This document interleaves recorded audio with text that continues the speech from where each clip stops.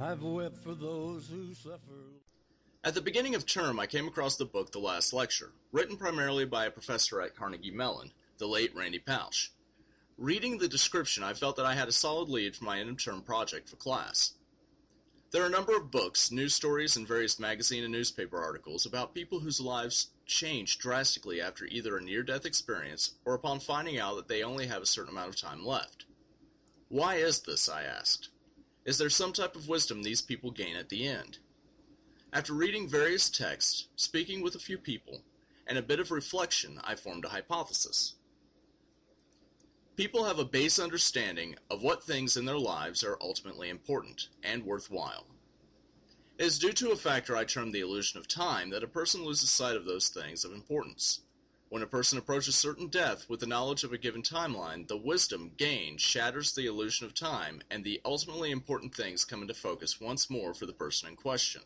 The person then lives a life that is more fulfilling or flourishing. Ultimately important. This term is used to describe valuable dimensions of our lives, as Valerie Tiberius calls them in The Reflective Life, Wisdom and Happiness for Real People. These are the things of which are really worthwhile that we tend to lose perspective on. Illusion of time. This is essentially the opposite of what is dubbed as an existential crisis, as described by Gerald Corey in Theory and Practice of Counseling and Psychotherapy, and by Viktor Frankl in Man's Search for Meaning. The illusion of time is the feeling of having an infinite amount of time, even though a person acknowledges mentally or academically that their time is finite. This illusion comes from a person's unconscious forward-looking temporal analogy regarding their own lifespan. Basically, a person unconsciously seems to think, I live today, and yesterday, and the day before that, and the day before that, and so on. Therefore, I will live tomorrow, and the day after, and the day after that, and so on. The fallacy of this, of course, is that by definition, we are finite beings. Therefore, there must be a day in the future in which a person will not live. Wisdom. This is the unknown factor. I use this term here to represent some type of knowledge or understanding that only seems to occur when a person is confronted with their own mortality. I interviewed people who are either dealing with or have dealt with death and dying with this hypothesis in mind. After a few interviews, I felt confident about my hypothesis. It wasn't until I spoke to Moshe Gittleson, a licensed clinical social worker, that I realized my hypothesis was wrong. I think you probably end your life probably in a similar way That you've lived your life. than you've lived your life. So those... your end of life is just another, it's one of the last slices of your life, but it's just a slice of your life. It's probably not a whole lot different than anything else. After that statement and that interview, I dug through my notes and interviews, and what I found was slightly surprising. With this new observation in place, I have found that I need to dismiss my initial hypothesis. We may learn something about ourselves when facing death, but only if we are observant. In truth, people face their deaths the same way they face their lives.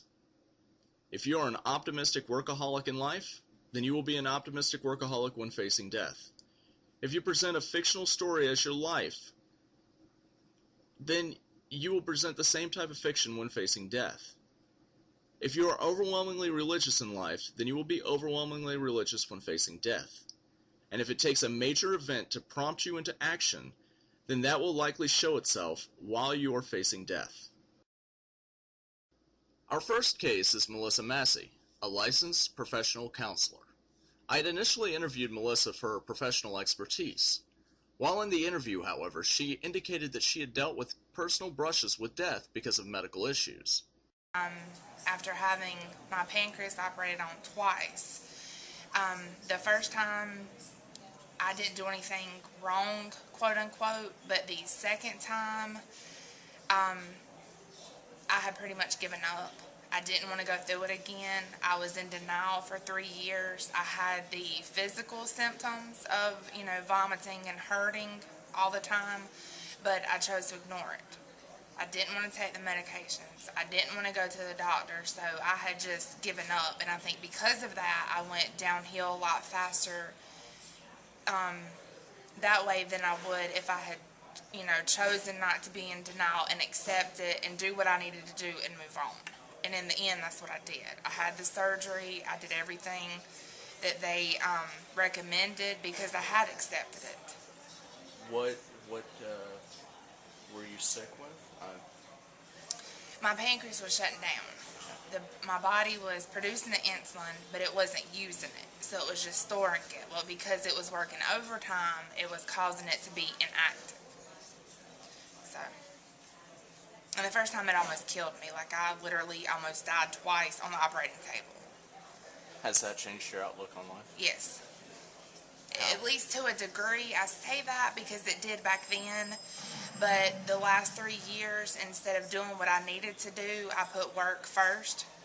That and due to a relationship that I was in where he wasn't working, so I was the only one financially supporting anything. And I didn't have insurance and benefits. So it kind of, I don't feel like... escalated?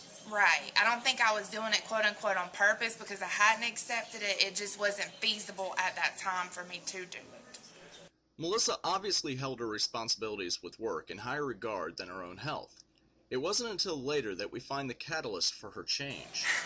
I had the symptoms, so I knew, because I dealt with it previously, that something else was wrong. Right. But I kept putting it off because Johanna wasn't working. I wasn't full-time, so I didn't have the benefits. Right. And I had insurance, but it was crappy. So I found a specialist here that's the only surgery he does. Because previously I had it in South Carolina, but it was too hard for me living here to go back and forth. So, I just found a new one. So I put it off. Kept throwing up, kept hurting, and then went to see the doctor for a consult, and he's like, if you don't have it, you're not going to have a baby, because you're not going to be here. So I'm like, okay, that's all it took. I'm like, you can schedule me once I come up with $25,000.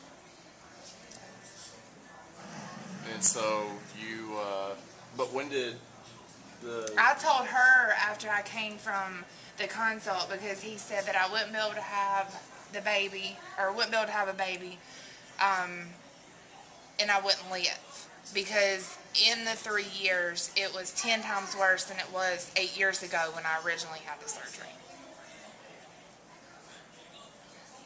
And I learned that it was time for Melissa to take care of Melissa, because Riverwoods is going to be there whether I'm here or not. So, I want a baby bad enough that I gave in. Melissa is entirely focused upon having a family of her own. Due to that, she, as stated before, holds her work responsibilities higher than her own health. It wasn't until she found that she would not be able to have a child of her own that she put her own health above those responsibilities.